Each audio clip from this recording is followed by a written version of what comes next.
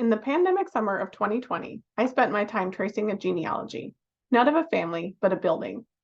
The Cook Sims House is one of 4 historic buildings comprising Wilmington Square, which is operated by the Delaware Historical Society in downtown Wilmington. Over the course of its centuries-long history, the building housed several multi-generational family businesses, from a 19th-century herbal apothecary to a turn-of-the-century cigar shop to a 20th-century diner, home of the original Hot Texas Weiner. Today, it houses gardening equipment. Until the summer of 2020, this eclectic occupational history was largely unknown. Without COVID-19, it may yet still be unknown. When COVID-19 closed the doors of archives nationwide, researchers and GLAM professionals alike turned to what digital assets they had to try and continue their work during those tense months. While the efficacy of digital archives is still up for debate, especially with regard to questions of open access, the vast amount of information I discovered would not have been possible without digitized archival resources. For example, verifying even the simplest of details, the house's construction date, was nearly impossible. One source claimed it was a tavern built in 1738. Another claimed John Adams once lived there. Others asserted it wasn't constructed until 1820. Normally, one could verify this fact by visiting the Delaware Public Archives. Unable to travel to Dover during the pandemic, however, I turned to Ancestry.com, whose vast digital repositories were indispensable to this project. Ancestry offered free remote access to their services during the height of the lockdown. This gave me access to far more records than I normally would have from my home computer. Strategic keyword searchers uncovered a vital piece of evidence, a deed of sale that confirmed what DHS always claimed, that Presbyterian minister William Cook purchased the house on February 3, 1778. In 1838, Cook's granddaughter, Margaret Purdy, inherited the property, a fact I also discovered thanks to Ancestry's digitized land records. Since she lived in Philadelphia, she leased the house to an eclectic physician, Dr. John Sims. Eclectic physicians were homeopathic doctors who combined Western medicine with herbal remedies to treat everything from baldness and liver problems to menstrual cramps and heart disease. When Dr. Sims died in 1863, his son, Dr. John Henry Sims, pictured here with his sons, took over and expanded the family business. Thanks to his business prowess and active involvement in local Wilmington affairs, the Sims family name would forever be associated with the building they once occupied.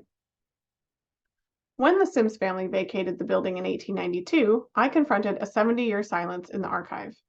While Ancestry doesn't provide tenancy trees like it does family trees, it does provide records integral to building history, city directories.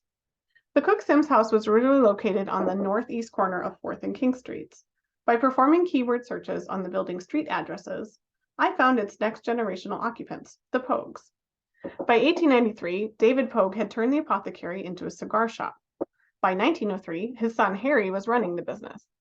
Harry was apparently a boxing enthusiast and known for the pugilistic art gallery he maintained on the premises. It included photographs of famous boxing matches and champions, perhaps even this local boxing legend, Jimmy Ireland. The city directories also uncovered the house's next inhabitants after Harry died in 1922. The Bernius-Valco families were Greek immigrants who came to the United States in the early 1900s. They turned the business into a drugstore lunch counter, the sanitary lunch. The quirky name exemplifies a trend in mid-century dining culture that tried to combat prejudiced labels like greasy spoon, which perhaps had more to do with lingering nativist sentiments than the actual quality of the food or service.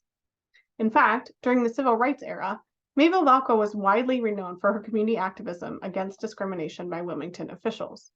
Her fight to save the King Street Farmers Market, for example, led local columnist Bill Frank to dub her the Joan of Arc of King Street. It was probably thanks to Mabel's notoriety that the Cook Sims house was identified as a historic property worth keeping as part of the Wilmington Square Preservation Project. On April 7, 1976, it was carefully hoisted onto a flatbed truck and driven up 4th Street and around the corner to its final resting place on Market Street, where it stands today.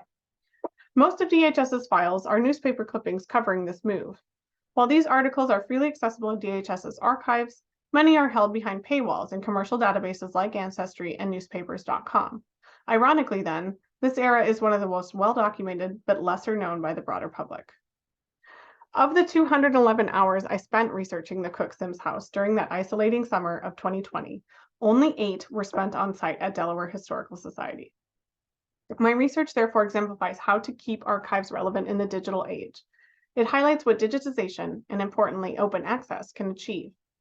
In tracking down the history of the house, I discovered more than just information. I discovered that the genealogy of this building became a story of genealogy itself, a timeless story of how a material structure passes from parent to child, from family to family, from self-sustaining enterprise to community-supported landmark.